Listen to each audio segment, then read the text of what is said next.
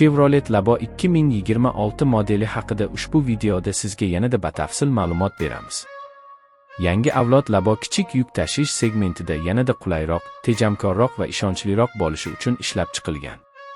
Avvalo, 2026 yildagi dizayn o'zgarishlari haqida to'xtalsak, tashqi ko'rinish yanada zamonaviy va aerodinamik bo'lib, old qismidagi faralar yorqinroq, bamper esa mustahkamroq materialdan tayyorlangan. Bundan tashqari, kuzov ranglari assortimenti kengaytirilgan bo'lib, mijozlar uchun ko'proq tanlov imkoniyati paydo bo'lgan. Salonda esa ergonomika sezilarli darajada yaxshilangani bilan ajralib turadi.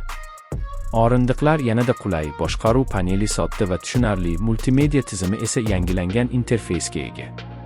2026 modelda xavfsizlik choralari ham kuchaytirilgan. Asosiy to'plamga ABS tizimi, yaxshilangan tormoz mexanizmlari va barqarorlik nazorati qo'shilgan. Shuningdek, yuk ortish jarayonini yengillashtiruvchi funksiyalar ham mavjud.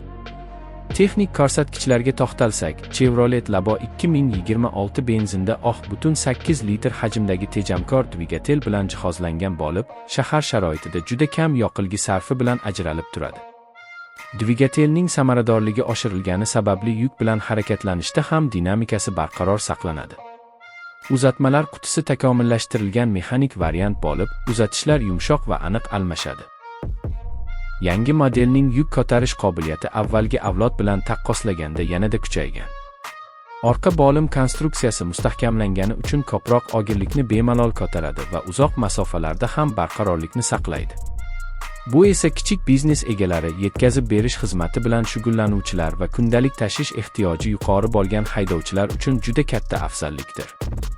Boshqaruv tizimi ancha yengillashgan bo'lib, tor ko'chalarda manevr qilish osonlashgan. Shahar sharoitida ham, tashqi hududlarda ham o'zini yaxshi ko'rsatadi. Suspenziya qattiqligi optimal darajada bo'lib, notekis yo'llarda ham tebranishlarni kamaydi.